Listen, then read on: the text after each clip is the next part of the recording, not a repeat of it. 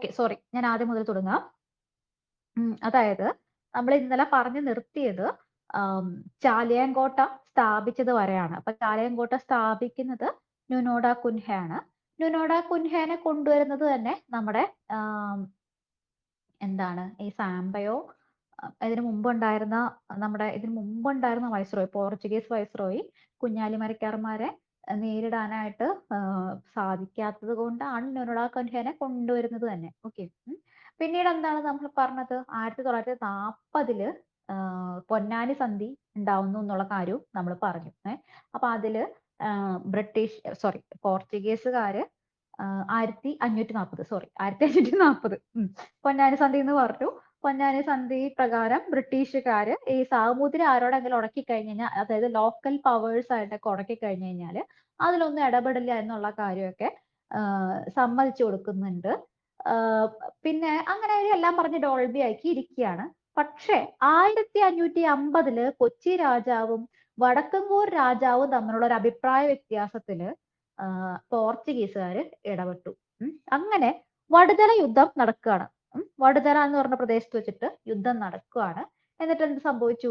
വടുതല യുദ്ധത്തില് വടക്കങ്കൂർ രാജാവ് മരണപ്പെട്ടു. ഈ വടക്കങ്കൂർ രാജാവ് എന്ന് പറഞ്ഞു കഴിഞ്ഞാല് നമ്മുടെ സാമൂതിരിയുടെ ചങ്കായിരുന്നു. ഓക്കെ. അപ്പോ സാമൂതിരി എന്ത് ചെയ്തു? സാമൂതിരി പോർച്ചുഗീസുകാരോട് കയറി ഉടക്കി, അല്ല, കൊച്ചിയായിട്ട് ഉടക്കി. അപ്പൊ പോർച്ചുഗീസുകാരെന്ത് ചെയ്തു? ഈ സാമൂതിരിനെ തിരിച്ചാക്രമിക്കാൻ തുടങ്ങി. സാമൂതിരിയുടെ തീരത്തുള്ള നഗരങ്ങളൊക്കെ ഇവരെ ആക്രമിച്ചു. ഓക്കെ. അങ്ങനെ ആകെ പിന്നെയും പ്രശ്നമായി. അതായത് പൊന്നാനി സന്ധി വഴി പറഞ്ഞു ഒതുക്കിയിരുന്ന പ്രശ്നങ്ങളെല്ലാം തന്നെ തിരികെ വന്നു. അപ്പൊ ആകപ്പാടെ പ്രശ്നത്തിലാണ് നിൽക്കുന്നത്. അതായത് ഈ സന്ധി മുഖേന ഒന്നും പരിഹരിക്കാനായിട്ട് കഴിഞ്ഞില്ല. അറബികൾക്കും ഒരു തരത്തിലും നിൽക്കക്കള്ളിയില്ല. അപ്പൊ ഇവര് എന്താണ്, സമുദ്രാധിപത്യം സ്ഥാപിച്ചിട്ടുണ്ടല്ലേ. അവർക്കൊരു ബ്ലൂ വാട്ടർ പോളിസി ഉണ്ട്. അതായത് ഇവര് സമുദ്രത്തിലെ പല കപ്പലുകളായിട്ട് നങ്കൂരമായിട്ട് അങ്ങ് നിൽക്കും. എന്നിട്ട് അതിലൂടെ പോകുന്ന കപ്പലുകൾ അവരുടെ കയ്യിൽ നിന്ന് ഒരു ചീട്ട് പോലെ ഒരു പാസ് വാങ്ങണം. അതിനെ കാർട്ടസ് എന്നൊക്കെ പറയും. അത് വാങ്ങാൻ തയ്യാറല്ലാത്ത ആൾക്കാരെ ആക്രമിച്ച് കപ്പൽ മുക്കിക്കളയൊക്കെയാണ് ഇവർ ചെയ്യുക. അറബികള് പതുക്കെ സമ്മതിക്കുകയാണ് ഇവരുടെ കയ്യിൽ നിന്ന് കാർട്ടസ് വാങ്ങാന്ന്. അങ്ങനെ അറബികളായിട്ടുള്ള പ്രശ്നമൊക്കെ കുറെയൊക്കെ പറഞ്ഞ് തീർത്തു. അപ്പം നിങ്ങളിപ്പോ PSC മാത്രം പഠിക്കുന്ന ആൾക്കാരാണെന്നുണ്ടെങ്കിൽ വിജയനഗര സാമ്രാജ്യത്തിനെ പറ്റിയിട്ട് അത്ര കാര്യമായിട്ട് അറിയാന്നില്ല. പക്ഷെ UPSC ഒക്കെ അല്ലെങ്കിൽ KS ഒക്കെ പഠിച്ചവർക്ക് അറിയാം വിജയനഗരത്തിനെ പറ്റിയിട്ട്. വിജയനഗരത്തിൽ ഒരു കൃഷ്ണദേവരായരുണ്ടായിരുന്നു. തെന്നാലി രാമൻ എന്ന് നമ്മൾ കേട്ടിട്ടുള്ള ആളൊക്കെ വിജയനഗരത്തിലായിരുന്നു എന്നൊക്കെ നിങ്ങൾ ചിലപ്പോൾ കേട്ടിട്ടുണ്ടാവും. എന്തായാലും ഈ വിജയനഗരം എന്ത് സംഭവിച്ചു? 1565 തളിക്കോട്ട യുദ്ധത്തില് പരാജയപ്പെട്ടു. ഈ പോർച്ചുഗീസുകാരോട് വളരെ അടുത്ത് നിന്ന ആൾക്കാരായിരുന്നു വിജയനഗരം. അപ്പൊ പോർച്ചുഗീസുകാരുടെ വലിയൊരു ശക്തിയാണ് പോയത്. ഓക്കെ. അപ്പൊ ഇത് സാമൂതിരി അതിനോടൊരു എന്താ പറയാ, അതൊരു എന്താ പറയുക, തക്കം പാർത്തിരിക്കുകയായിരുന്നു പോർച്ചുഗീസുകാരുടെ കുറച്ചെങ്കിലും ശക്തി ഒന്ന് ക്ഷയിക്കാൻ വേണ്ടിയിട്ട്. അപ്പം ഈ അതുപോലെ തന്നെ ബിജാപ്പൂരിലെ സുൽത്താൻമാരെ പോർച്ചുഗീസുകാര് തോൽപ്പിച്ചിട്ടുണ്ട് അല്ലെ. അപ്പം നമ്മുടെ സാമൂതിരി എന്ത് ചെയ്യുന്നു? ബിജാപ്പൂരിലെ ആദിൽ ഖാൻ ഉണ്ടല്ലോ, ബിജാപ്പൂരിലെ ആദിൽ ഖാനോടും അഹമ്മദ് നഗറിലെ നൈസാം ഷായുമായിട്ടൊക്കെ ഒരു സഖ്യം ഉണ്ടാക്കുകയാണ്. ഇവർക്കെല്ലാം തന്നെ പോർച്ചുഗീസുകാരോട് കലിപ്പാണ്. അപ്പൊ നമ്മുടെ സാമൂതിരി പോയിട്ട് ഇവരോടെല്ലാം ഒരു സഖ്യം ഉണ്ടാക്കിയിട്ട് പോർച്ചുഗീസുകാർക്കെതിരെ പോരാടാനായിട്ട് സ്റ്റാർട്ട് ചെയ്യണം. അപ്പോഴേക്കും നമ്മുടെ കുഞ്ഞാലി മൂന്നാമനായിട്ടുണ്ട് കേട്ടോ. കുഞ്ഞാലി മൂന്നാമനായിട്ടുണ്ട്. ഇവരെല്ലാം ചേർന്ന്, പ്രത്യേകിച്ചും കുഞ്ഞാലിമാരാണ്, എല്ലാവരും ചേർന്ന് സാമൂതിരിയുടെ കണ്ടത്തിലേക്ക് നീട്ടിയ പിസ്റ്റൽ, സാമൂതിരിയുടെ കണ്ടത്തിലേക്ക് നീട്ടിയ തോക്ക് എന്നൊക്കെ അറിയപ്പെടുന്ന കോട്ടയുണ്ടല്ലോ, നമ്മുടെ ചാലിയൻ കോട്ട 1931 സ്ഥാപിച്ചത്. അത് പോയിട്ട് 1571 പിടിച്ചെടുക്കുകയാണ്. ഞാൻ 1900 എന്ന് പറഞ്ഞാൽ നിങ്ങൾ 1500 എന്ന് വായിച്ചോളാം. ഓക്കെ. അപ്പൊ 1571 ചാലിയൻ കോട്ട പിടിച്ചെടുത്തു. അതൊരു വലിയ സംഭവമാണ് അല്ലെ. അതായത് ഇവര് വലിയ കാര്യമായിട്ട് പണിത് വെച്ചൊരു കോട്ടയാണ്. അങ്ങനെ ചാലിയൻ കോട്ട പിടിച്ചെടുത്തു. ചാലിയൻ കോട്ടനെ പിടിച്ചെടുത്തതിനെ പറ്റി പറയാന്ന് കല്ലിന് മുകളിൽ ഒരു കല്ല് പോലും ഇല്ലാതെ തകർത്ത് കളഞ്ഞു എന്നാ പറയണേ. അത്രയ്ക്ക് ഭീകരമായിട്ട് ആക്രമിച്ചു. ഈ ഒരു സംഭവത്തോട് കൂടിയിട്ട് കുഞ്ഞാലിമാരുടെ എന്താ പറയാ പ്രസക്തി എന്ന് പറഞ്ഞു കഴിഞ്ഞാൽ ഭയങ്കരമായിട്ട് അങ്ങ് ഇൻക്രീസ് ചെയ്തു. എല്ലാവർക്കും കുഞ്ഞാലിമാരെന്ന് പറഞ്ഞു കഴിഞ്ഞാല് എന്താ പറയാ നാടിന്റെ രക്ഷകരായിട്ടും ഈവൻ സാമൂതിരിനേക്കാളും വലിയ ആൾക്കാരായിട്ടൊക്കെ കുഞ്ഞാലിമാരെ തോന്നാൻ തുടങ്ങി. അപ്പൊ നമുക്ക് ഏതോ ഒരു പരീക്ഷയ്ക്ക് ഒരു ക്വസ്റ്റ്യൻ ഉണ്ടായിരുന്നു, ഈ ചാലിയം കോട്ട പിടിച്ചെടുക്കുന്നതായിട്ട് ബന്ധപ്പെട്ട കുഞ്ഞാലി ആരാണെന്ന്. കുഞ്ഞാലി, അതെ, കുഞ്ഞാലി ഭയങ്കര തീയാണ്. കുഞ്ഞാലി മൂന്നാമനാണ്. ഓക്കെ. അപ്പൊ ഈ ഒരു വിജയത്തിനെ പ്രകീർത്തിച്ചുകൊണ്ട് ഗാസി മുഹമ്മദ് ഒരു പുസ്തകമൊക്കെ ഒരു പുസ്തകമോ അതോ ഗാനമോ ഗീതമോ അങ്ങനെ എന്തോ ഒരു സാധനം എഴുതുന്നുണ്ട്. അത് നമുക്ക് PSC പണ്ട് മുതലേ ചോദിച്ചുകൊണ്ടിരിക്കുന്ന ഒരു ക്വസ്റ്റ്യൻ ആണ്. ഫത്തുൽ മുബീൻ എന്ന് പറയും. ഓക്കെ. ഫത്തുൽ മുബീൻ എന്ന് പറഞ്ഞാൽ വ്യക്തമായ വിജയം എന്നാണ് അർത്ഥം. ഫത്തുൽ മുബീൻ, വ്യക്തമായ വിജയം. ഓക്കെ. കുഞ്ഞാലി ഒന്നാമന്റെ പേര് ഞാൻ നിങ്ങൾക്ക് പറഞ്ഞു തന്നിട്ടുണ്ടോ? കുട്ടി അഹമ്മദ് അലി എന്നായിരുന്നു കേട്ടോ കുഞ്ഞാലി ഒന്നാമന്റെ പേര്. രണ്ടാമന്റെ പേര് കുട്ടി പോക്കർ അലി എന്നാണ്. മൂന്നാമന്റെ പേര് ഞാൻ കുറെ അന്വേഷിച്ചു, എനിക്ക് കിട്ടിയില്ല. പക്ഷെ ഇദ്ദേഹം അറിയപ്പെട്ടിരുന്ന അപരനാമങ്ങള് പട്ടുമരയ്ക്കാർ, പടമരയ്ക്കാർ എന്നൊക്കെയാണ്. അപ്പൊ ഈ ഒരു എന്താണ് സാമൂതിരിയുടെ പടയാളികളിൽ ഈ നായർ പടയാളികൾ ഉണ്ടല്ലോ, നായർ പടയാളികളിലെ ഏറ്റവും ഉയർന്ന ആൾക്കാർക്കുള്ള തരത്തിലുള്ള ട്രീറ്റ്മെന്റും അവർക്കുള്ള അവകാശങ്ങളും എല്ലാം തന്നെ കുഞ്ഞാലിമാർക്കും ഉണ്ടായിരുന്നു. അപ്പൊ കുഞ്ഞാലിമാര് ചോദിക്കുകയാണ്, ഞങ്ങൾക്ക് ഒരു കോട്ട കെട്ടണം എന്ന് പറഞ്ഞപ്പോ സാമൂതിരി സ്ഥലമൊക്കെ വിട്ടുകൊടുക്കുന്നു. അങ്ങനെ പുതുപ്പടം കോട്ട ഇവര് കെട്ടുകയാണ്. സ്ഥലം കോട്ടയ്ക്കലാണ് കേട്ടോ. കോട്ടയ്ക്കലാണ് ഈ പുതുപ്പടം കോട്ട അല്ലെങ്കിൽ മരക്കാർ കോട്ട എന്ന് പറയുന്ന കോട്ട കിട്ടുന്നത്. ഓക്കെ. പക്ഷേ ഈ പോർച്ചുഗീസുകാര് കുറച്ചു കാലം കഴിഞ്ഞപ്പോ സാമൂതിരിയുടെ പിന്നാലെ നടക്കാൻ തുടങ്ങി. ഇവർക്ക് തോറ്റു മടുത്തു. എന്നിട്ട് അപ്പൊ സാമൂതിരിയുടെ ഇനി നയത്തിൽ എന്തെങ്കിലും നടക്കോ, ഒന്ന് സോപ്പിട്ട് എന്തെങ്കിലും നടക്കുമോ എന്ന് അറിയാൻ വേണ്ടിയിട്ട് ഇവന്മാരെന്ത് ചെയ്തു, സാമൂതിരിയുടെ പിന്നാലെ നടക്കാൻ തുടങ്ങി.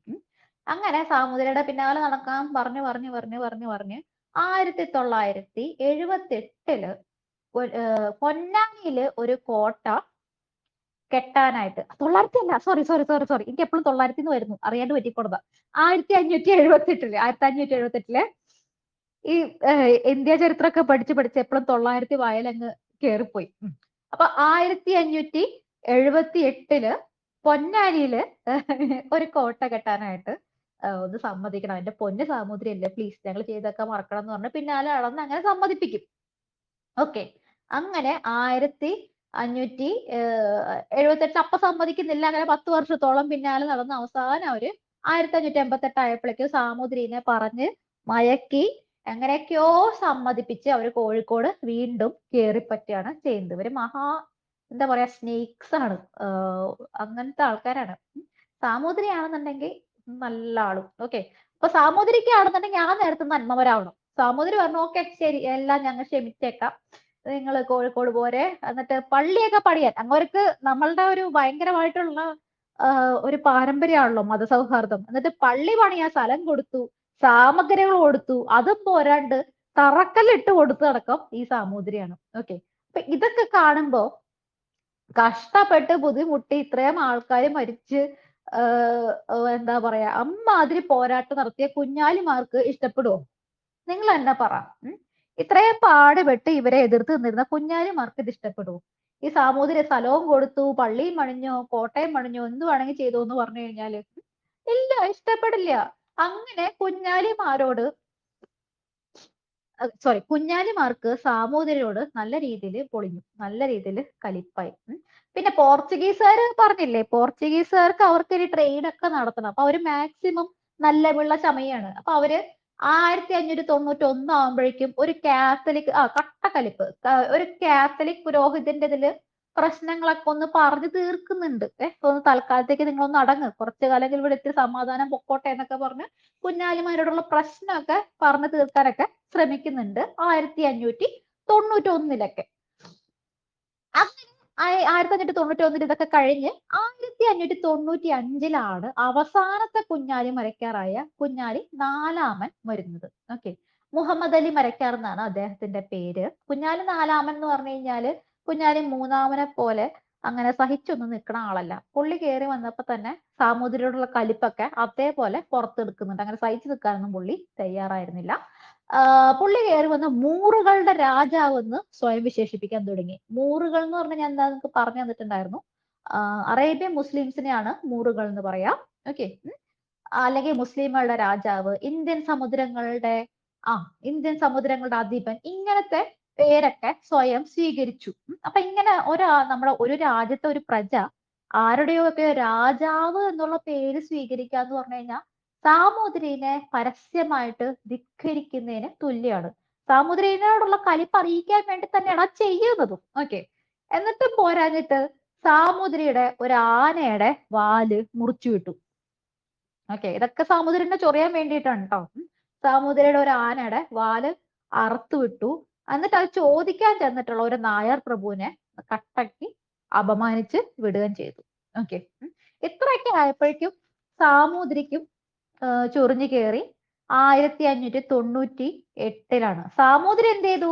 ഇത്രയും കാലം ഒരു സമാധാനവും തരാണ്ട് സ്വന്തം പ്രജകളെയും എല്ലാത്തിനും ചെയ്ത് പണി കൊടുത്തുകൊണ്ടിരുന്നിരുന്ന പോർച്ചുഗീസുകാരുടെ അടുത്തേക്ക് ഒരൊറ്റ ഓട്ടം കൊടുത്തു 1598. ബാ നമുക്ക് കുഞ്ഞാലി മരക്കാർമാരെ ആക്രമിക്കാന്ന് പറഞ്ഞിട്ട് ഇവരെല്ലാം ഇവരും കൂടി ചെന്ന് കുഞ്ഞാലിമാരുടെ മരക്കാർ കോട്ട ആക്രമിച്ചു. ആരൊക്കെ കൂടി? സാമൂതിരിയുടെ പടയും പോർച്ചുഗീസുകാരും കൂടി ചേർന്നു.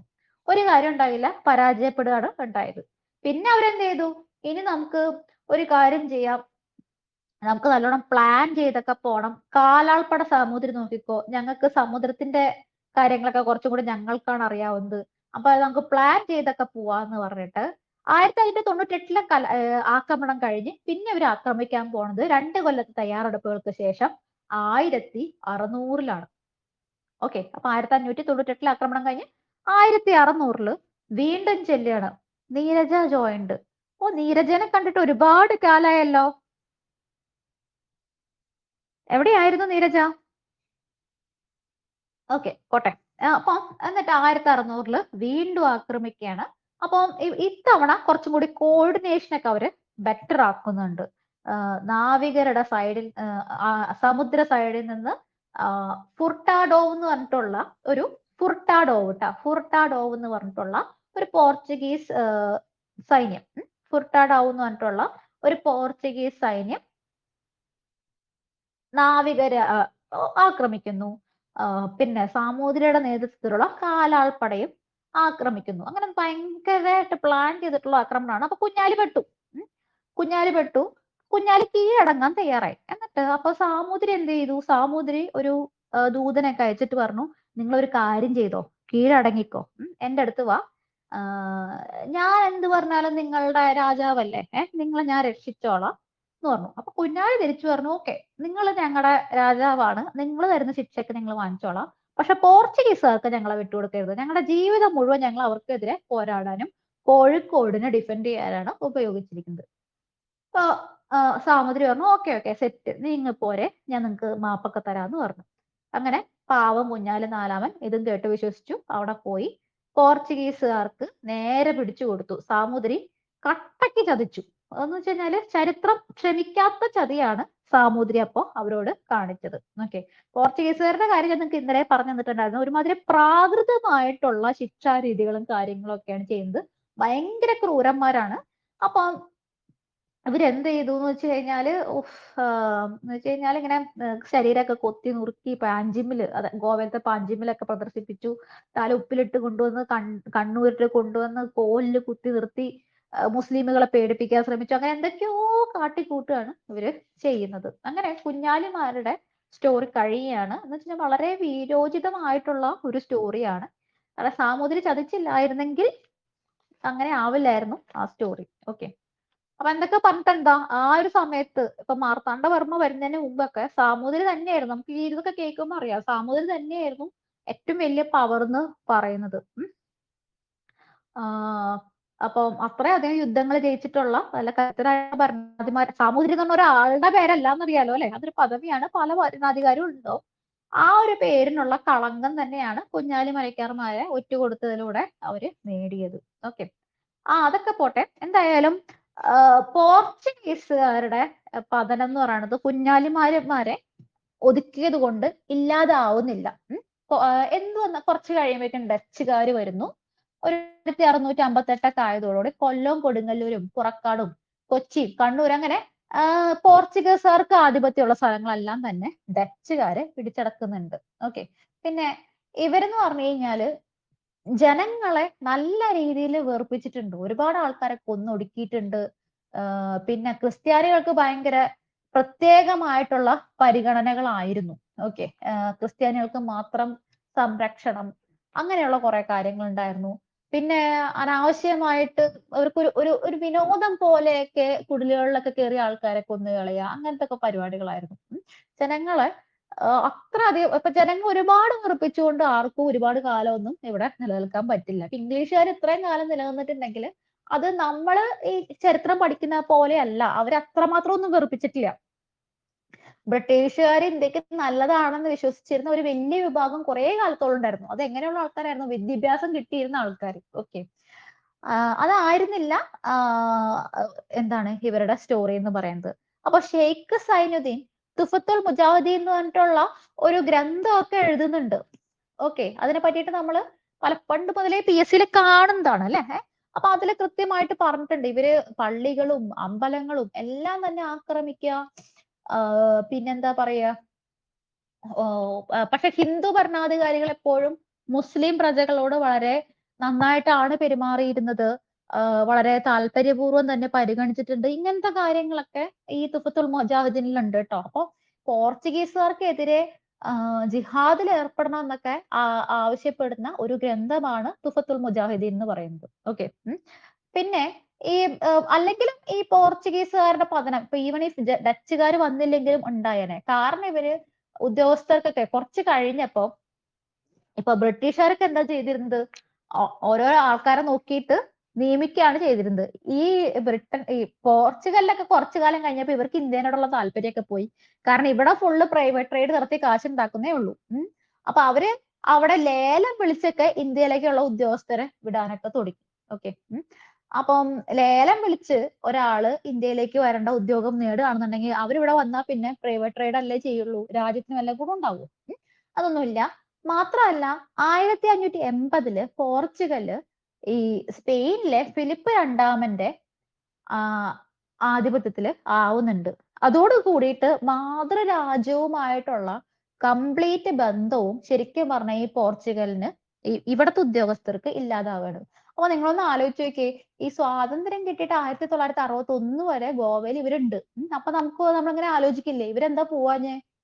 എന്താ പോർച്ചുഗൽ ഇവരെ വിളിച്ചുകൊണ്ട് പോവാഞ്ഞേ? കാരണം എന്ന് വെച്ചാൽ ഇവിടെയുള്ള ഉദ്യോഗസ്ഥർക്ക് അവിടെയായിട്ട് വലിയ ബന്ധമൊന്നുമില്ല.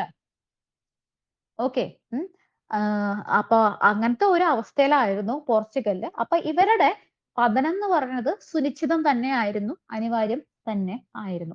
പിന്നെ ഇതുമായിട്ട് ബന്ധപ്പെട്ട് നമുക്ക് പഠിക്കാനുള്ള 2 ഇവന്റ്സ് ഉണ്ട്. എന്തൊക്കെയാണെന്ന് അറിയാമോ? നിങ്ങൾക്ക് എല്ലാവർക്കും അറിയാവുന്ന കാര്യങ്ങൾ തന്നെയായിരിക്കും. നമ്മുടെ ഉദയംപേരൂർ സുന്നഹദോസും കൂനംകുരിശ് സത്യവും. ഉദയംപേരൂർ സുന്നഹദോസ് എന്താണെന്നറിയാമോ?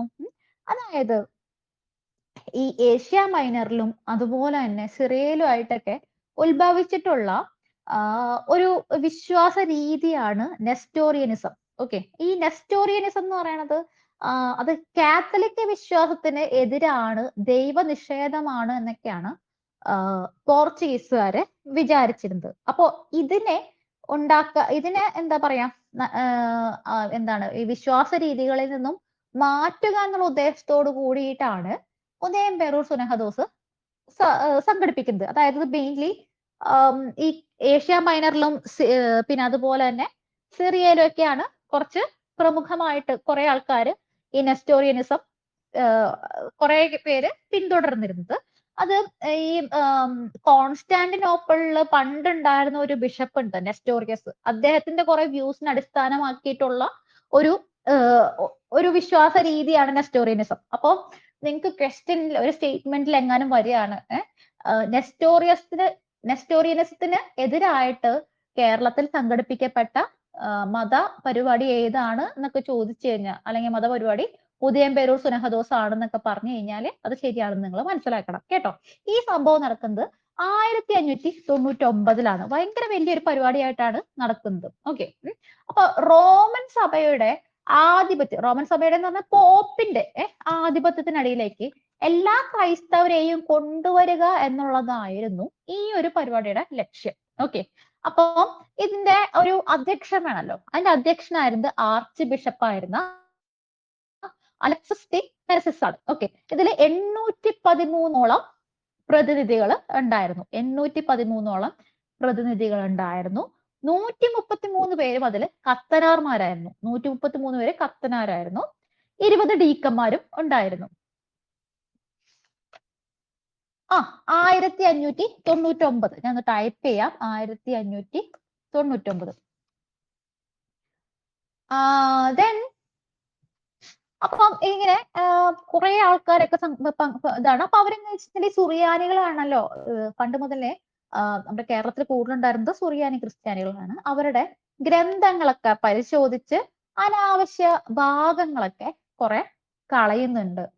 പിന്നെ അതുപോലെ തന്നെ റോമൻ സഭയ്ക്ക് വിരുദ്ധമായവ കുറെ ഭാഗങ്ങളൊക്കെ ഇവര് കത്തിച്ച് കളയുക, അങ്ങനത്തെ പരിപാടികളൊക്കെ ചെയ്യുന്നുണ്ട്. ഓക്കെ, അങ്ങനെ മൊത്തത്തില് സുറിയാനി കുർബാന ലത്തീൻ കുർബാനയ്ക്ക് അനുസൃതമായിട്ട് ഭേദപ്പെടുത്തുക എന്നുള്ളതാണ് ഇവരതിൽ ചെയ്യുന്നുണ്ടായിരുന്നത്. സുറിയാനി കുർബാന എന്ന് പറയുന്നത് ലത്തീൻ കുർബാനയ്ക്ക് അനുസൃതമായിട്ട് ഭേദപ്പെടുത്തുക. ഓക്കെ, അങ്ങനെ ഈ നമ്മുടെ കേരളത്തിലെ ക്രൈസ്തവ സഭയ്ക്ക് പണ്ട് മുതലേ ബാബിലോണിയയിലെ പത്രിയാർക്കീസുമായിട്ടുണ്ടായിരുന്ന ബന്ധം വിച്ഛേദിച്ച്, അപ്പൊ ഇവരുടെ ആത്മീയമായിട്ടുള്ള അധികാരി എന്ന് പറയുന്നത് ബാബിലോണിയയിലെ പത്രിയാർക്കീസ് ആണ്.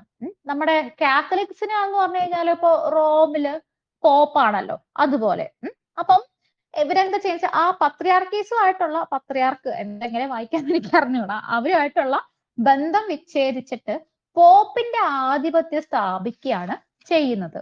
ഓക്കെ, അപ്പൊ ലത്തീൻ മാർഗം ഇപ്പൊ ഇതിൽ ഈ കൂട്ടത്തില് കുറെ പേര് ലത്തീൻ മാർഗം സ്വീകരിച്ചു. ഇവരെ കൊണ്ടുവന്ന സുനഹദോസിന്റെ ഉദ്ദേശം അനുസരിച്ച് ആ ലത്തീൻ മാർഗം സ്വീകരിച്ചവരുണ്ടല്ലോ, അവര് കൊച്ചി രൂപതയിലും ബാക്കിയുള്ളവര് സുറിയാനി മാർഗത്തിൽ തന്നെ നിലനിന്നവരെന്തായി, അങ്കമാലി രൂപതയിലും ആയി.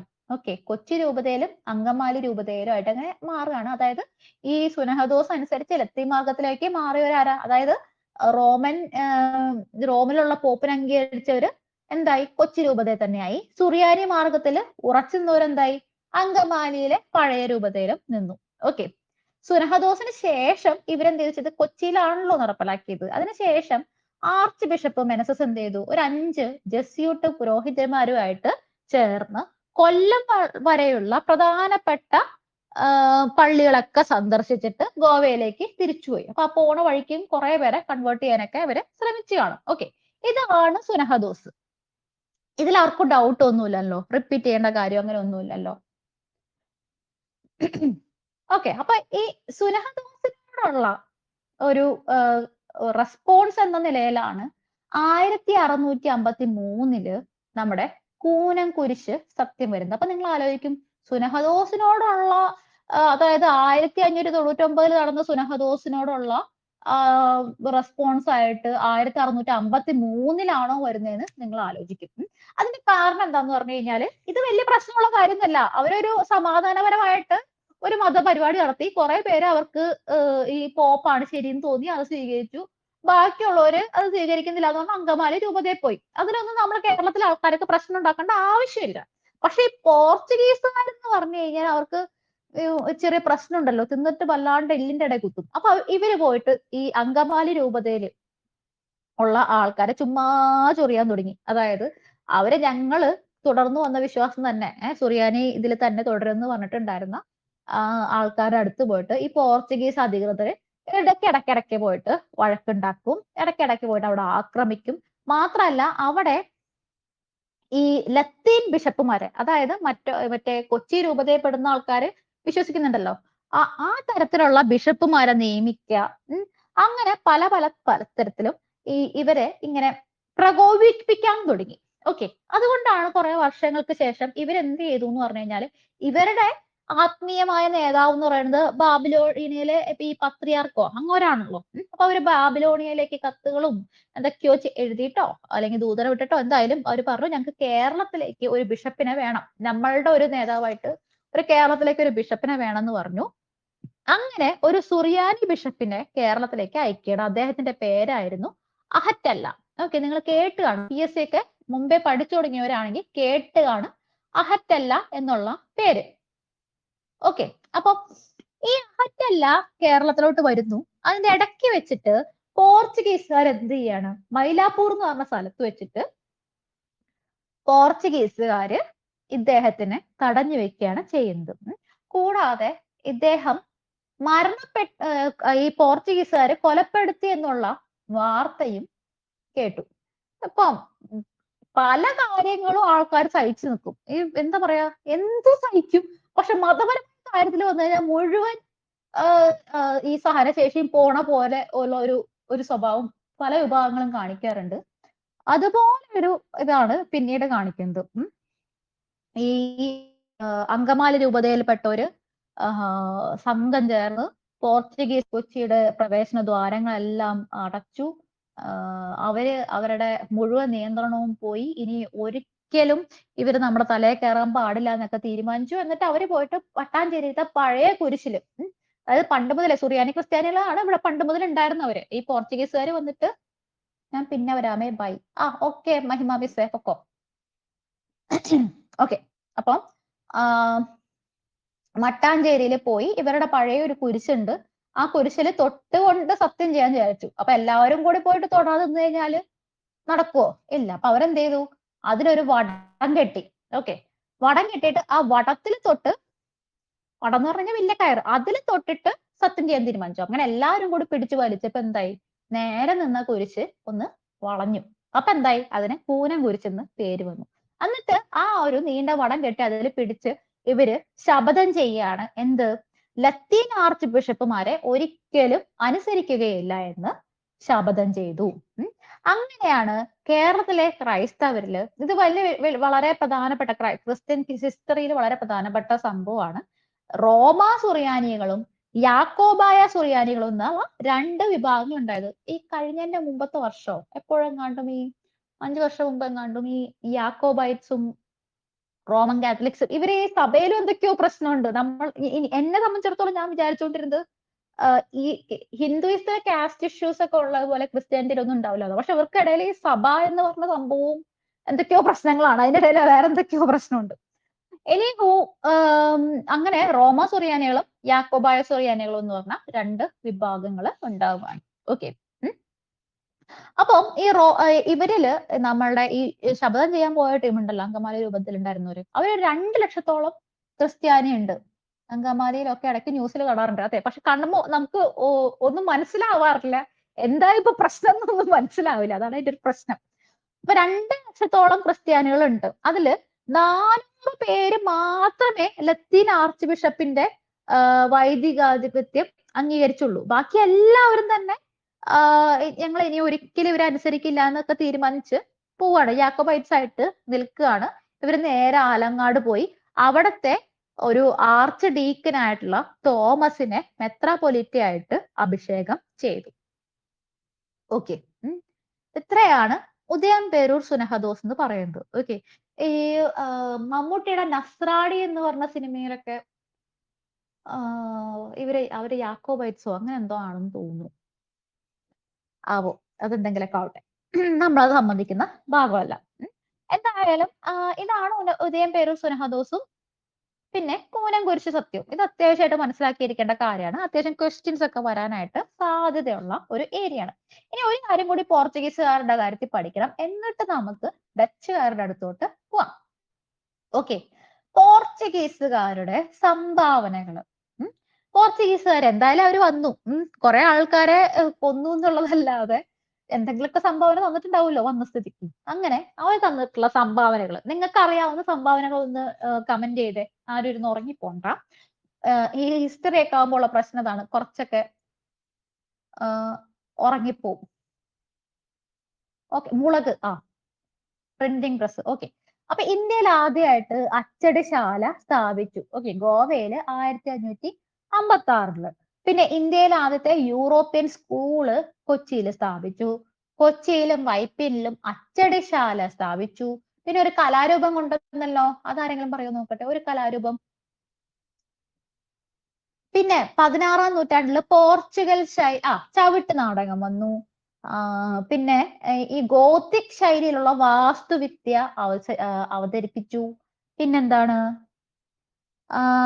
ഈ ഗോത്തിക് ശൈലിയില് നമ്മുടെ ഈ കുറച്ച് പള്ളികൾ പണിതിട്ടുണ്ട് ഇവര്. അതായത് സെന്റ് ഫ്രാൻസിസ് പള്ളി, കൊച്ചിയിലുള്ള സെന്റ് ഫ്രാൻസിസ് പള്ളിയും പിന്നെ ബോം ജീസസ് പള്ളിയും. പിന്നെ മാനുവൽ കോട്ട പണിതത് നമ്മൾ പറഞ്ഞിട്ടുണ്ടായിരുന്നു അല്ലെ? എന്താണ്? ഇന്ത്യയിലെ യൂറോപ്യന്മാർ നിർമ്മിച്ച ആദ്യത്തെ കോട്ടയാണ്. ഈ മാനുവൽ കോട്ടയ്ക്ക് വേറെ എന്തൊക്കെയോ പേരുകൾ ഉണ്ടല്ലോ. ആ പേരുകൾ ഒന്ന് പറഞ്ഞേ നോക്കട്ടെ, നിങ്ങൾക്ക് അറിയോ നോക്കട്ടെ. മാനുവൽ കോട്ടയ്ക്ക് 2-3 പേരുകളൊക്കെ പറയും. എന്താണ്? പള്ളിപ്പുറം കോട്ട, പിന്നെയുണ്ട് പേര് ആയക്കോട്ട. പള്ളിപ്പുറം കോട്ട, അത് ഗ്രേസ്മ പറയുന്നുണ്ട്. അഴീക്കോട്ട, അനുപമ പറഞ്ഞത് കറക്റ്റ് ആണ്. അഴീക്കോട്ട. ഒരു പേരും കൂടി ഉണ്ട്, കൊച്ചിൻ കോട്ട എന്നും കൂടി പറയുന്നുണ്ട്, വൈപ്പിൻ കോട്ട എന്നും പറയുന്നുണ്ട് കേട്ടോ. പള്ളിപ്പുറം കോട്ട, വൈപ്പിൻ കോട്ട, ആയക്കോട്ട, അഴീക്കോട്ട, കൊച്ചിൻ കോട്ട എന്നെല്ലാം അറിയപ്പെടുന്നത് നമ്മുടെ മാനുവൽ കോട്ടയാണ്. ഓക്കെ, മാനുവൽ കോട്ട പണി കഴിപ്പിച്ചത് ആരാന്ന് ഓർമ്മയുണ്ടല്ലോ അല്ലെ? അൽബുക്കർക്കായിരുന്നു 1503. കണ്ണൂരിലെ സെന്റ് ആഞ്ചലോ കോട്ട പണി കഴിപ്പിച്ചത് ആരാ? എന്റെ വീട് അടുത്താണ്. അൽമേഡയാണ്. കണ്ണൂരിലെ സെന്റ് ആഞ്ചലോസ് കോട്ട പണി കഴിപ്പിച്ചത് അൽമേഡയാണ്. പിന്നെ ചാലിയം കോട്ട പണി കഴിപ്പിച്ച കാര്യം നിങ്ങൾക്ക് അറിയാലോ. പിന്നെ കേരളത്തിൽ ആദ്യമായിട്ട് പോർച്ചുഗീസുകാർ ഒരു സെമിനാരി സ്ഥാപിക്കുന്നുണ്ട്, വരാപ്പുഴ സെമിനാരി എന്ന് പറയും. പിന്നെ വേറൊരു ക്വസ്റ്റ്യൻ ഉണ്ട്, ഡച്ച് കൊട്ടാരം അഥവാ മട്ടാഞ്ചേരി പാലസ് നിർമ്മിച്ചതാരാണ്? അത് ശരിക്കും പോർച്ചുഗീസുകാർ നിർമ്മിച്ചതാണ്. 1555 കൊച്ചി രാജാവായിട്ടുള്ള വീരകേരളവർമ്മയ്ക്ക് വേണ്ടിയിട്ട് പോർച്ചുഗീസുകാര് നിർമ്മിച്ചു കൊടുത്തിട്ടുള്ള കൊട്ടാരാണ് ഡച്ച് കൊട്ടാരം. ഓക്കെ, ഇനി പോർച്ചുഗീസുകാരിൽ നിന്ന് മലയാളത്തിലേക്ക് ലഭിച്ച കുറച്ച് പദങ്ങളുണ്ട്. ഓക്കെ, ആ പദങ്ങൾ എന്തൊക്കെയാണെന്ന് അറിയാമോ? നിങ്ങൾക്ക് അറിയാവുന്ന പദങ്ങളൊക്കെ പറഞ്ഞേ. കുറേ പദങ്ങളുണ്ട്. ലേലം, ഫാക്ടറി, മുറം, പതക്കം, കൊന്ത, കുംഭസാരം, പിന്നെ വികാരി, ചാവി, ജനൽ, മേശ, കസേര, ബെഞ്ച്, വരാന്ത, ചായ, കുശിനി, മേസ്തിരി, വിജാഗിരി, റാന്തൽ, സെമിത്തേരി, അലമാര, വാതിൽ, കപ്പിത്താൻ. അങ്ങനെ കുറെ വാക്കുകള് നമുക്ക് പോർച്ചുഗീസുകാര് എന്ത് ചെയ്തിട്ടുണ്ട്? സംഭാവന ചെയ്തിട്ടുണ്ട്. ഓക്കെ, ഈ പോർച്ചുഗീസുകാർ നമ്മളുടെ നാട്ടിലോട്ട് കൊണ്ടുവന്ന കുറച്ച് വിളകളും കൂടിയുണ്ട്. ആ വിളകൾ എന്തൊക്കെയാണ്? ഏറ്റവും പ്രധാനപ്പെട്ടത് നമ്മുടെ കശുവണ്ടി അല്ലെ? കശുവണ്ടി, പപ്പായ, വറ്റൽമുളക്, പുകയില, മരച്ചീനി, പൈനാപ്പിള് ഇതെല്ലാം കൊണ്ടുവരുന്നത് ആരാണ്? നമ്മുടെ പോർച്ചുഗീസുകാരാണ് അല്ലെ? ഓക്കെ,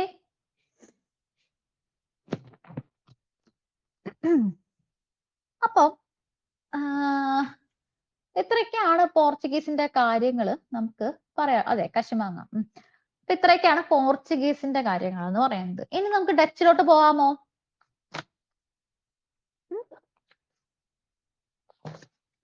ഡച്ചിലോട്ട് പോവാം.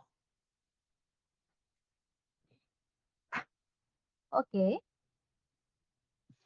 അപ്പൊ ഈ പോർച്ചുഗീസുകാര് പോവാനായിട്ടുള്ള മെയിൻ ആയിട്ടുള്ള ഒരു കാരണങ്ങളിൽ ഒന്നാണ് നമ്മുടെ ഡച്ചുകാരുടെ വരവ് എന്ന് പറയുന്നത് തന്നെ.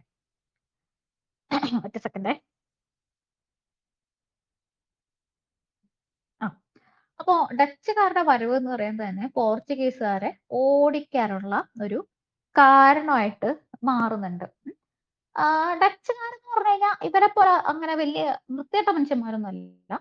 അവര് ഇപ്പൊ നാട്ടുകാരെ ചുമ്മാ കയറി ഉപദ്രവിക്കുക അങ്ങനെയൊന്നുമില്ല. അവർക്ക് നല്ലൊരു ഭരണരീതിയാണ്, മാന്യന്മാരായിരുന്നു. ഓക്കെ, ഈവൻ ഈ കേരളമായിട്ട് നടത്തുന്ന ഈ ഒരു വ്യാപാരത്തിലൊക്കെ, അത് ഇറക്കുമതിക്കായിക്കോട്ടെ കയറ്റുമതിക്കായിക്കോട്ടെ, അതിനെല്ലാം തന്നെ ചുങ്കം കൊടുക്കാൻ പോലും ഇവര് തയ്യാറാണ്. അവർക്ക് നല്ല രീതിയിലുള്ള ഒരു ഡിപ്ലോമാറ്റിക് ആയിട്ട് റിലേഷൻഷിപ്പ് ഒക്കെ ഉണ്ടാക്കാൻ അറിയാം. മാത്രമല്ല ആളുകളെ വെറുതെ ഉപദ്രവിക്കില്ല. അവർ നിലനിൽക്കുന്ന സ്ഥലത്തെ സാമ്പത്തികമായിട്ടുള്ള ഒരു മുന്നേറ്റം കൊണ്ടുവരാനായിട്ടും ഇവർ ശ്രമിക്കുന്നുണ്ട്. അതുപോലെ ആശുപത്രികൾ, ഇപ്പൊ കുഷ്ഠരോഗ ആശുപത്രിയൊക്കെ ഇവർ സ്ഥാപിക്കുന്നുണ്ട്. അങ്ങനെ കുറെ കാര്യങ്ങൾ. ഓക്കെ, അപ്പൊ ഈ ഡച്ചുകാരെന്ന് പറഞ്ഞു കഴിഞ്ഞാല് അവർക്ക് ആദ്യത്തെ പ്രൊട്ടസ്റ്റന്റ് ജനതയാണ് ഇന്ത്യയിൽ വരുന്ന ആദ്യത്തെ യൂറോപ്യൻ പ്രൊട്ടസ്റ്റന്റ് ജനത ആരാണെന്ന് ചോദിച്ചു കഴിഞ്ഞാൽ ഡച്ചുകാരാണ്. 1663 ആയപ്പോഴേക്കും പോർച്ചുഗീസുകാരിൽ നിന്നും കൊച്ചി ഡച്ചുകാര് പിടിച്ചെടുക്കുന്നുണ്ട്. അപ്പൊ ഈ ഡച്ചുകാരില് നമുക്ക് 2-3 തവണ PSC ചോദിച്ച ഒരാളുടെ പേരുണ്ട്. Dutch admiral Steven wander Hagen. കഴിഞ്ഞ ഒരു തവണ പ്രിലിംസിന് അത് ഗോഹെന്നോ അങ്ങനെ എന്തോ സ്പെല്ലിംഗ് തെറ്റി എഴുതിയിട്ട് ആ ക്വസ്റ്റ്യൻ ഡിലീറ്റ് ആയിട്ടുണ്ടായിരുന്നു. ആ ക്വസ്റ്റ്യൻ കണ്ടു കഴിഞ്ഞാൽ പഠിക്കുന്ന ഒരാൾക്ക് കിട്ടുന്ന ക്വസ്റ്റ്യൻ ആണ്. അതൊന്നും ഡിലീറ്റ് ചെയ്യേണ്ട ആവശ്യമില്ല. പിന്നെ അനാവശ്യമായിട്ട് എന്താ പറയാ ഡിസ്പ്യൂട്ട് ചെയ്ത് അതൊക്കെ പോയി. ഓക്കെ. അപ്പം ഡച്ച് അഡ്മിറൽ സ്റ്റീവൻ വാൻഡർ ഹേഗന്റെ നേതൃത്വത്തിലാണ് ഇന്ത്യയിലോട്ട് വരുന്നത്. ഓക്കെ. എന്നിട്ട് 1604 നവംബർ 11 സാമൂതിരിയായിട്ട് ഒരു ഉടമ്പടി ഉണ്ടാക്കുകയാണ്. ആര്? അഡ്മിറൽ സ്റ്റീവൻ വാൻഡർ ഹേഗൻ എന്ന് പറയുന്നത്. ഓക്കെ. അത് ഡച്ചുകാര് ഇന്ത്യയിലെ ഒരു ഭരണാധികാരിയായിട്ട് ഉണ്ടാക്കുന്ന ആദ്യത്തെ ഉടമ്പടിയാണ്. സാമൂതിരി ആണെന്നുണ്ടെങ്കിൽ പോർച്ചുഗീസുകാരൊക്കെ വെറുത്തിരിക്കുന്ന സമയമാണ്. സാമൂതിരി പറഞ്ഞു നിങ്ങൾ പോരെ, വാണിജ്യ സൗകര്യമൊക്കെ തന്നേക്കാം എന്നൊക്കെ സംസാരിച്ച് ശരിയാക്കുന്നു. ഇതിന് ശേഷം 1608 അഡ്മിറൽ വെൻഹോഫ് വരികയാണ്. വെർഹോഫ് കേട്ടോ, വെർഹോഫ്. ഈ പേരുകളൊക്കെ എടുത്തു പറയാൻ കാരണം ഇതൊക്കെ സ്റ്റേറ്റ്മെന്റുകളായിട്ട് പലതവണ കണ്ടു അല്ലെ. നമ്മുടെ 2-3 തവണയായിട്ട് PSC ഇത്തരം ക്വസ്റ്റ്യൻസ് ഒക്കെ ചോദിക്കുന്നത് കാണുന്നുണ്ട്. എന്നിട്ട് ഇവര് വന്നിട്ട് 1604 വ്യവസ്ഥ പുതുക്കി. ഓക്കെ. എന്നിട്ട് ചരക്ക് ശേഖരിക്കാനായിട്ട് വലിയൊരു പണ്ടകശാലയൊക്കെ സാമൂതിരി ഇവർക്ക് വിട്ടുകൊടുക്കുന്നുണ്ട്. അപ്പൊ ഇവര് വന്നിട്ട് ഇവർക്ക് പറ്റൊരു അബദ്ധം എന്ന് പറഞ്ഞു കഴിഞ്ഞാൽ ഇവര് വന്ന് നോക്കുമ്പോ അപ്പോഴത്തെ മെയിൻ കക്ഷി എന്ന് പറയുന്നത് സാമൂതിരിയാണ്. സാമൂതിരിക്ക് അത്യാവശ്യം നല്ല ബന്ധങ്ങളുണ്ട്. ബാക്കി എല്ലാവരും സാമൂതിരിയുടെ സാമന്തന്മാരായിട്ടാണ് നിൽക്കുന്നത്. പക്ഷെ ഇവര് വന്ന സമയമല്ല, കുറച്ചു നേരം കഴിയുമ്പോഴേക്കും സംഭവിക്കുന്നത് 1729 ആകുമ്പോഴേക്കും മറ്റൊരു ശക്തി സാമൂതിരിനേക്കാളൊക്കെ വലുതായി സംസ്ഥാനത്തിന്റെ അറ്റത്തുനിന്ന് അങ്ങോട്ട് വലുതായി വന്നു. ആരാണ് ആ ശക്തി? അത് മുൻകൂട്ടി കാണാനൊന്നും ഇവർക്കും പറ്റില്ല, ആർക്കും പറ്റില്ല. ഒരു കില്ലാടി വളർന്നു വന്നു. അത് മുൻകൂട്ടി കാണാൻ സാധാരണഗതിയിൽ ആണെങ്കിൽ ഇതുപോലൊക്കെ അങ്ങ് പോയ. ബ്രിട്ടീഷ് അല്ല. കേരളത്തിലെ ഇവര് തോൽക്കാനായിട്ട് മെയിൻ കാരണമാവാനായിട്ട് ഇപ്പൊ സാമൂതിരിനെ സോപ്പിട്ട് സാമൂതിരിയായിട്ട് അത് തന്നെ ട്രാവൻകൂറിൽ നമ്മുടെ മാർത്താണ്ഡവർമ്മ കേറി വന്നു. അല്ലായിരുന്നെങ്കിൽ ശരിക്കും പറഞ്ഞാൽ ഡച്ചുകാർ കുറച്ചും കൂടിയൊക്കെ കേറിപ്പോയത്. കാരണം ഇവർക്ക് നാട്ടുകാരായിട്ടൊക്കെ നല്ല ബന്ധം ഉണ്ടായിരുന്നു. ഇവർക്ക് ഈ സാമൂതിരിയും പിന്നെ അതുപോലെ തന്നെ മലബാറിലെ കുറെ ആൾക്കാരായിട്ടുള്ള നല്ല ബന്ധമൊന്നും പിന്നീട് തുണയ്ക്കാതിരുന്നത് മാർത്താണ്ഡവർമ്മയായിട്ട് വന്ന് ഉടക്കൊണ്ടാണ്. അത് തന്നെ. ഓക്കെ. അങ്ങനെ 1604 വ്യവസ്ഥ പുതുക്കുകയാണ്. 1604 വ്യവസ്ഥ 1608 അഡ്മിറൽ വെർഹോഫ് വന്നിട്ട് പുതുക്കുകയാണ്. ഓക്കെ. 1610 3 ഡച്ച് കപ്പല് ചരക്കൊക്കെ കയറ്റി വരുന്നു. അപ്പോ മുതൽ ഇവര് സാമൂതിരിയോട് അഗ്രി ചെയ്യുന്നത് 2% ഇറക്കുമതി ചുങ്കവും കയറ്റുമതി ചുങ്കവും നൽകാം. ഓക്കെ. എന്നിട്ട് 1616 കോഴിക്കോട് വന്ന് വാർഡൻ ബ്രൂക്ക് എന്ന് പറഞ്ഞ ഒരു ഡച്ചുകാരൻ വന്നിട്ട്, ഒരു ഡച്ച് അഡ്മിറൽ വന്നിട്ട് സാമൂതിരിയോട് വളരെ കാര്യമായിട്ട് ആലോചിക്കുന്നുണ്ട്. പോർച്ചുഗീസുകാരെ നമുക്ക് എങ്ങനെ പുറത്താക്കാം, സാമൂതിരി വിചാരിച്ചു കഴിഞ്ഞാൽ ഈ നാട്ടുരാജാക്കന്മാരൊക്കെ ഒരുമിച്ച് കൊണ്ടുവരാൻ പറ്റുമോ? നമ്മളെല്ലാവരും കൂടെ ഒരുമിച്ച് വിചാരിച്ചു കഴിഞ്ഞാൽ ഇവരെ നമുക്ക് പുറത്താക്കിക്കൂടെ? ഇവന്മാർ എന്തൊരു വൃത്തികെട്ട മനുഷ്യന്മാരാണ് എന്നൊക്കെ വളരെ കൂലങ്കഷമായിട്ട് ആലോചിച്ചു. പക്ഷെ ഫലം ഉണ്ടായിട്ടില്ല. സാമൂതിരി പറഞ്ഞു ഞാൻ വിചാരിച്ചിട്ട് തന്നെ ഇവിടുത്തെ നാട്ടുരാജാക്കന്മാരെ ഒന്നും ഒരുമിച്ച് നിർത്താൻ പറ്റില്ല. പിന്നെയാണ് ഇപ്പൊ 1612 പോർച്ചുഗീസും ബ്രിട്ടീഷുകാരും തമ്മിൽ ഒരു വാറ് ഉണ്ടാവും. അതിന്റെ നെയിം എന്താണ്? 1612 1612 ഈ ബ്രിട്ടീഷുകാരെ കുറെ പേര് ഒരു അംബോയിന മസാക്കർ എന്ന് പറഞ്ഞൊരു സംഭവത്തിൽ ഈ ഡച്ചുകാരെ കൊല്ലുന്നുണ്ട്. അതാണ് 1612 ആ ഒരു വാറോ. എനിക്ക് അതിന്റെ പേര് അറിയില്ല കേട്ടോ. ഞാൻ നോക്കിയിട്ട് പറഞ്ഞുതരാവേ. ചിഞ്ചു അത് നോക്കിയിട്ട് പറഞ്ഞുതരാം കേട്ടോ. ഓക്കെ. അപ്പം സാമൂതിരി പറഞ്ഞു ഇങ്ങനെ ഒരുമിച്ച് നിന്ന് പോർച്ചുഗീസുകാരെ വേറെ ആർക്കെങ്കിലും അറിയാമെങ്കിൽ ഒന്ന് പറഞ്ഞു കൊടുക്കണേ, അങ്ങനെ നേരിടലൊന്നും നടക്കില്ല. ഓക്കെ. അങ്ങനെ 1619 ഞാൻ നോക്കിയിട്ട് പറയാട്ടോ ചിഞ്ചു, നമുക്ക് നോക്കാം. 1619 ഈ സമുദ്രത്തിലെ ഇവരുടെ ആധിപത്യം, നമ്മുടെ പോർച്ചുഗീസുകാരുടെ ആധിപത്യം എന്ന് പറഞ്ഞു കഴിഞ്ഞാല് സമുദ്രത്തിൽ ഇവരുടെ ആധിപത്യം എന്ന് പറഞ്ഞു കഴിഞ്ഞാൽ എല്ലാവരെയും അഫക്ട് ചെയ്യുന്നതാണ്. ഓക്കെ, എല്ലാവരെയും അഫക്ട് ചെയ്യുന്നതാണ്. ഇംഗ്ലീഷുകാരായിക്കോട്ടെ, ഫ്രഞ്ചുകാരായിക്കോട്ടെ, എല്ലാവരും തന്നെ അഫക്ട് ചെയ്യുന്നതാണ്. അപ്പോ ഡച്ചുകാർ ഇംഗ്ലീഷുകാരും തമ്മിൽ പണ്ട് മുതലേ ഭയങ്കര വൈരിയാണ് ഉള്ളത്. എന്നാൽ പോലും 1619 ഇംഗ്ലീഷുകാരും ഡച്ചുകാരും തമ്മിൽ ഒരു കരാറിലൊക്കെ ഏർപ്പെടുന്നുണ്ട് ഇന്ത്യൻ സമുദ്രത്തിലെ പോർച്ചുഗീസ് ആധിപത്യം എതിർക്കാൻ വേണ്ടിയിട്ട്. അങ്ങനെ 1621 ഒരു സംയുക്ത സൈന്യത്തിനെ, ബ്രിട്ടീഷുകാരും ഡച്ചുകാരും കൂടി ഒരു സംയുക്ത സൈന്യത്തിനൊക്കെ ഉപയോഗിച്ച് കുറെ പോർച്ചുഗീസ് കപ്പലൊക്കെ മുക്കിക്കളയുന്നൊക്കെ ഉണ്ട്. 1625 കുറച്ചും കൂടി ഇമ്പോർട്ടന്റ് ആയിട്ടുള്ള ഒരു കൂടിക്കാഴ്ച സാമൂതിരിയായിട്ട് ഉണ്ടാവുന്നു. അത് ഈ വാൻസ്പ്യൂൾട്ട് എന്ന് പറഞ്ഞിട്ടുള്ള ഒരു ഡച്ചുകാരനാണ്. അത് ആക്ച്വലി ഈ വാൻസ്പ്യൂൾട്ടിന്റെ കാര്യം ഒന്ന് എടുത്തു പറയേണ്ടതാണ്. കാരണം ഞാൻ നേരത്തെ പറഞ്ഞില്ലേ, അംബോയിന കൂട്ടക്കൊല എന്ന് പറഞ്ഞിട്ടുള്ള, അംബോയിന മസാക്കർ എന്ന് പറഞ്ഞിട്ടുള്ള ഹിസ്റ്ററിയിൽ ഭയങ്കര വലിയ സംഭവമാണ്. അതായത് ഈ ഇന്തോനേഷ്യയിലത്തെ ഒരു സ്ഥലം ഉണ്ടായിരുന്നു, ആംബോട്ട് എന്ന് പറഞ്ഞിട്ട് ഒരു ഐലൻഡ്. അപ്പൊ അവിടെ വെച്ചിട്ടുണ്ടായ പ്രശ്നത്തിൽ ഈ ആംബോയിറ്റിൽ വെച്ചിട്ട് ഈ ഡച്ചുകാരൻ, ഈ വാൻസ്പ്യൂട്ട് എന്ന് പറഞ്ഞ ഡച്ചുകാരന്റെ നേതൃത്വത്തിൽ കുറെ ബ്രിട്ടീഷുകാരെ കൊന്നു കളയുന്നുണ്ട്. അതിനെയാണ് ആംബോയിന മെസാക്കർ എന്ന് പറയുന്നത്. അത് ഇവിടെ നമുക്ക് ഇമ്പോർട്ടന്റ് അല്ല. ഓക്കെ. അപ്പോ 1625 വാൻസ്പ്യൂൾട്ട് വന്ന് സാമൂതിരിയായിട്ട് കൂടിക്കാഴ്ച നടത്തുന്നു.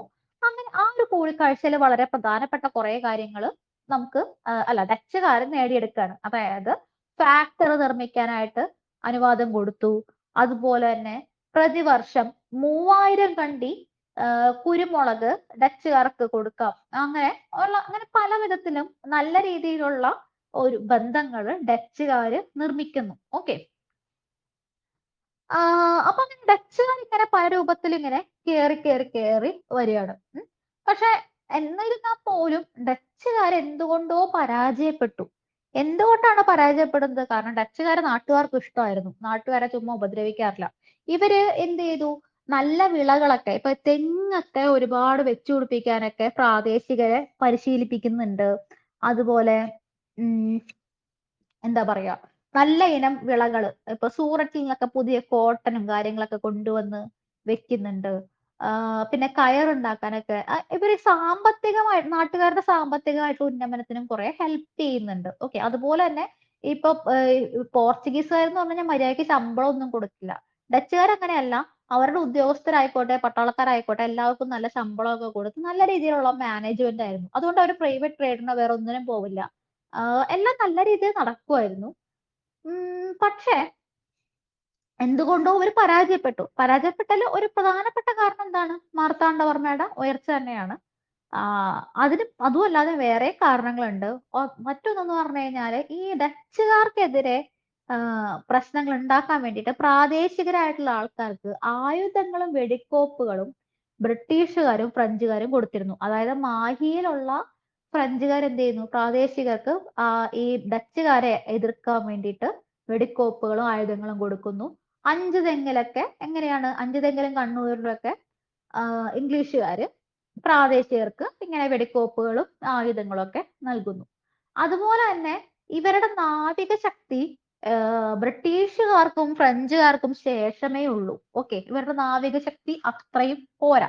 മാത്രമല്ല ഇവര് വന്നതല്ലേ, ഈ പോർച്ചുഗീസുകാർ വന്ന സമയത്ത് നമ്മുടെ നാട്ടിലെ ആൾക്കാർക്ക് ഈ യൂറോപ്യൻ രീതിയിലുള്ള ആയുധങ്ങളെ പറ്റിയിട്ട് ഒന്നും തന്നെ അറിയത്തില്ല. പക്ഷെ ഈ എന്താണ് ഇവര് വരുന്ന സമയമായപ്പോഴേക്കും ഇവരുടെ ഈ തോക്കും സാധനങ്ങളൊക്കെ നമ്മുടെ നാട്ടുകാർ കണ്ടു കുറച്ചൊക്കെ പഠിച്ചു.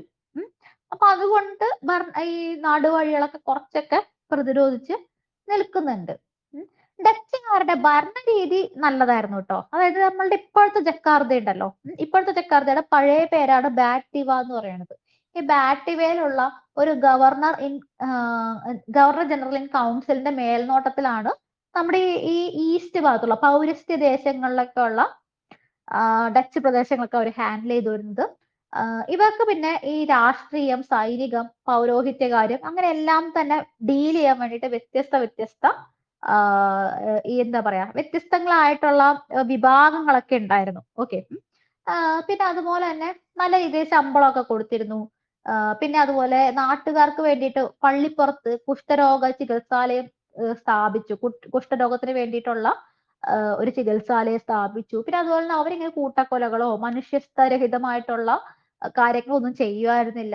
പരമാവധി ലാഭം കിട്ടുന്ന പോലെ കാര്യങ്ങൾ ചെയ്തു. അപ്പൊ എന്താന്ന് വെച്ച് കഴിഞ്ഞാല് ഇവര് ഇപ്പൊ പോർച്ചുഗീസുകാരൊക്കെ ഒരു സാധനം ഇറക്കുമതി ചെയ്യില്ല. ഇവിടെ നിന്ന് കൊണ്ടുപോകല് മാത്രമേ ഉള്ളൂ. അവരെന്ത് ചെയ്തു എന്ന് വെച്ച് കഴിഞ്ഞാല് ഈ ചെമ്പ്, പഞ്ചസാര, തകരം, ഈയം, കർപ്പൂരം അങ്ങനത്തെ സാധനങ്ങളൊക്കെ ഇറക്കുമതി ചെയ്തു. കയറ്റുമതിയിലെ മെയിൻ സാധനം കുരുമുളക് തന്നെ. പിന്നെ ഏലവും സാധനങ്ങളൊക്കെ കയറ്റി അയച്ചിരുന്നു. ഓക്കെ. അപ്പം അങ്ങനെ നല്ല നല്ല ലാഭം കിട്ടുന്നുണ്ട്. അതുപോലെ തന്നെ എന്താണ് ഇവര് ചുങ്കവും കൊടുക്കും. അതുകൊണ്ട് വലിയ പ്രശ്നങ്ങളൊന്നും ഇല്ലാതെ പോവായിരുന്നു. പിന്നെ അതുപോലെ ഇവരുടെ മത സമീപനം എന്ന് പറഞ്ഞു കഴിഞ്ഞാൽ സഹിഷ്ണുതയുള്ളതായിരുന്നു. പോർച്ചുഗീസുകാരെ പോലെ വെറുതെ കയറി ചൊറിയുന്നവരൊന്നും ഉണ്ടായിരുന്നില്ല. ഓക്കെ. പിന്നെ ഡച്ച് ബന്ധത്തിന് കാരണം കേരളത്തിന് സാമ്പത്തികമായിട്ട് നല്ല ഉയർച്ച ഉണ്ടായിട്ടുണ്ട്. അവർ പലതരം പുതിയ ഉൽപ്പന്നങ്ങളും കൊണ്ടുവന്നു. ശാസ്ത്രീയമായ കൃഷി രീതികൾ നടപ്പിലാക്കി. ഓക്കെ. കേരളത്തിന്റെ തീരപ്രദേശത്തിലേക്ക് ഇത്രയധികം തെങ്ങുകളൊക്കെ വരുന്ന ഒരു രീതി കൊണ്ടുവന്നത് ഇവരാണ്.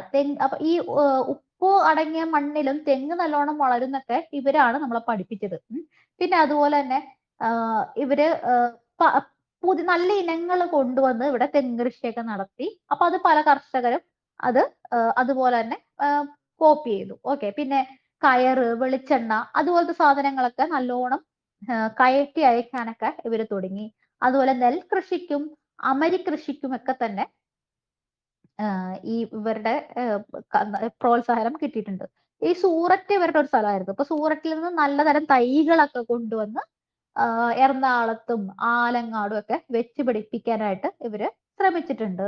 പിന്നെന്താണ് ഈ ഉപ്പ് നിർമ്മാണമൊക്കെ കുറെ ആൾക്കാരെ പഠിപ്പിച്ചു. ഈ മുക്കുവരായിട്ടുള്ള ഒരു ആകപ്പാടെ മീൻ പിടിക്കൽ മാത്രം ചെയ്തിരുന്നുള്ളൂ. പക്ഷെ ഈ ഉപ്പ് നിർമ്മാണം പോലത്തെ കാര്യങ്ങളിലൊക്കെ ആളുകൾക്ക്, തദ്ദേശീയർക്ക്, പ്രത്യേകിച്ച് മുക്കുവന്മാർക്ക് പരിശീലനമൊക്കെ കൊടുത്തു. അതുപോലെ ഈ ചായമുക്കൽ പോലത്തെ കാര്യങ്ങളുണ്ടല്ലോ, തുടിക്ക് ചായമുക്കല്, അതിനൊക്കെ ആളുകളെ പഠിപ്പിക്കാൻ വേണ്ടിയിട്ട് ഇവർ തൂത്തുക്കുടിയിൽ നിന്നും ആൾക്കാരെ കൊണ്ടുവന്ന് താമസിപ്പിച്ച് നാട്ടുകാരെ പഠിപ്പിച്ചു. ഓക്കെ. അങ്ങനെ എല്ലാ തരത്തിലും പ്രാദേശികർക്ക് നല്ല കാലഘട്ടമായിരുന്നു. നല്ല രീതിയിൽ അവരുടെ എന്താ പറയാ അവരുടേതായിട്ടുള്ള അവർക്കറിയാവുന്ന രീതിയിൽ നമ്മുടെ സാമ്പത്തിക രംഗം മെച്ചപ്പെടുത്താൻ വേണ്ടിയുള്ള കുറേ കാര്യങ്ങളൊക്കെ നടത്തി. ഓക്കെ. പക്ഷെ അതേ വിദ്യാഭ്യാസ സ്ഥാപനങ്ങളോ അതുപോലെ തന്നെ സംസ്കാരത്തിലോ ഒന്നും വലിയ സ്വാധീനം ഉണ്ടാക്കിയിട്ടില്ല. അപ്പൊ പോർച്ചുഗീസ് ഇപ്പൊ ഒരു കലാരൂപമൊക്കെ കൊണ്ടുവന്നില്ല, അതുപോലത്തെ സംഭവമോ അല്ലെങ്കിൽ ഇപ്പൊ വാസ്തുവിദ്യ അല്ലെങ്കിൽ വിദ്യാഭ്യാസം അങ്ങനത്തെ കാര്യങ്ങളിലൊന്നും സ്വാധീനം ചെലുത്തിയിട്ടില്ല. ഓക്കെ. പിന്നെ വളരെ പ്രധാനപ്പെട്ട മറ്റൊരു സാധനമുണ്ട്. എന്താണ് ഒരു ഗ്രന്ഥം, വളരെ അമൂല്യമായ ഒരു ഗ്രന്ഥം ഇവരുടെ നേതൃത്വത്തിൽ ഉണ്ടായിട്ടുണ്ട്. എന്താണ് ആ ഗ്രന്ഥം? എന്താണ് ആ ഗ്രന്ഥം? അത് തന്നെ, ഹോർത്തൂസ് മലബാറിക്കസ്.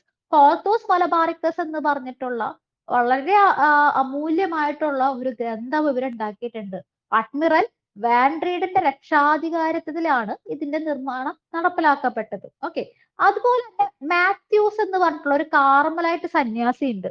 അദ്ദേഹം എന്ന് പറഞ്ഞ ഈ സന്യാസി എന്ന് പറഞ്ഞു കഴിഞ്ഞാൽ അദ്ദേഹം ഭയങ്കര ബഹുഭാഷാ പണ്ഡിതനാണ്. അദ്ദേഹത്തിന് കുറെ കാര്യങ്ങളൊക്കെ അറിയാം. അപ്പൊ ഇദ്ദേഹത്തിന് അപ്പുഭട്ട്, രംഗഭട്ട്, വിനായക ഭട്ട് എന്ന് പറഞ്ഞിട്ടുള്ള ഗൗഡ സാരസ്വത ബ്രാഹ്മണരൊക്കെ സഹായിച്ചു.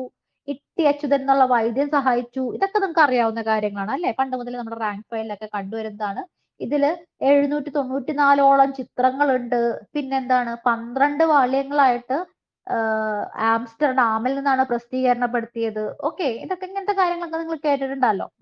കേരളാരാമം അല്ലെങ്കിൽ കേരളോദ്യാനം എന്നാണ് എന്താണ് ഹോർത്തൂസ് മലബാറിക്കസിന്റെ അർത്ഥം. ഈ കാര്യമൊക്കെ നിങ്ങൾ കേട്ടിട്ടുണ്ടാവും. ഓക്കെ. ഒരുപാട് നല്ല രീതിയിൽ വളരെ ഭംഗിയായിട്ട് കേരളത്തിലെ എന്താണ് സസ്യങ്ങളെ പറ്റിയുള്ള വിവരണങ്ങളും ചിത്രങ്ങളും എല്ലാം തന്നെ ഇതിലുണ്ടായിരുന്നു. അതെ, ലാറ്റിൻ ഭാഷയിലാണ് ഉണ്ടായിരുന്നത്. പക്ഷെ അതിന് മലയാളം, അറബി അങ്ങനത്തെ പല ഭാഷകളും അടങ്ങിയിട്ടുണ്ട്. ഓക്കെ. അങ്ങനെയൊക്കെയാണ് ഹോർത്തൂസ് മലബാറിക്കസിന്റെ കാര്യങ്ങൾ. പിന്നെ കുളച്ചൽ യുദ്ധത്തിന്റെ കാര്യം നിങ്ങൾക്ക് അറിയാലോ. കുളച്ചൽ യുദ്ധം നടക്കുന്ന വർഷം ഏതാണ്? കുളച്ചൽ യുദ്ധം നടക്കുന്ന വർഷം?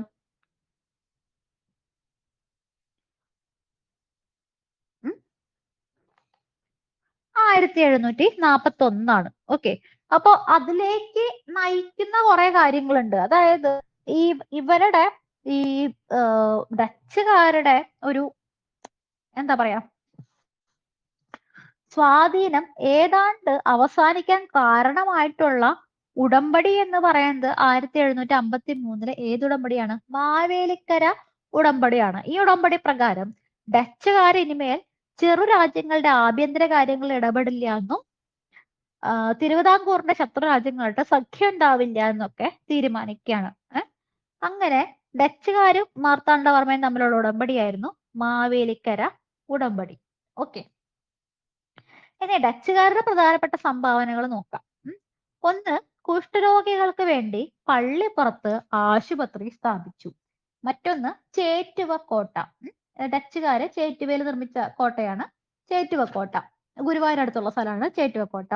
പിന്നെ ബോൾഗാട്ടി കൊട്ടാരം ഇവര് നിർമ്മിക്കുന്നുണ്ട്. പിന്നെ അതുപോലെ ഞാൻ പറഞ്ഞല്ലേ എന്താണ് ഉപ്പ് നിർമ്മാണം, തുണിക്ക് ചായ മുക്കല്, അങ്ങനത്തെ സംഭവമൊക്കെ ഇവര് പഠിപ്പിക്കുന്നുണ്ട്.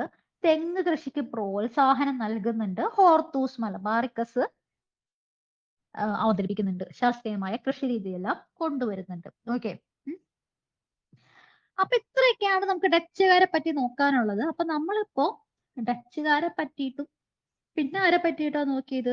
പോർച്ചുഗീസുകാരെ പറ്റിയിട്ടും ഫിനിഷ് ചെയ്യാണ്. ഇനി നമുക്ക് ഫ്രഞ്ചുകാരുണ്ട്, ബ്രിട്ടീഷുകാരുണ്ട്. ബ്രിട്ടീഷുകാരൊക്കെ തുടങ്ങി കഴിഞ്ഞാൽ പിന്നെ ഒരൊറ്റ പോക്കാണ്. ബ്രിട്ടീഷുകാർ തുടങ്ങി കഴിഞ്ഞാൽ പിന്നെ ഒരുപാട് ദേശീയ പ്രസ്ഥാനത്തിലൊക്കെ എത്തി അതെല്ലാം കഴിഞ്ഞിട്ട് നമ്മൾ നിൽക്കുള്ളൂ. ഓക്കെ. അപ്പോ പറഞ്ഞ കാര്യങ്ങളൊക്കെ എല്ലാവർക്കും മനസ്സിലായി എന്നൊക്കെ ഞാൻ പ്രതീക്ഷിക്കുകയാണ്. നമുക്ക് നിർത്താം. ഏതാണ്ട് 1 മണിക്കൂറോളായി പിള്ളേരെ ഞാൻ പിടിച്ചെടുത്താൻ തുടങ്ങിയിട്ട്. ഓക്കെ. അപ്പോ ക്ലാസ്സിൽ പങ്കെടുത്ത എല്ലാവർക്കും താങ്ക്സ്. ഞാൻ റെക്കോർഡിംഗ് നിർത്തുകയാണേ.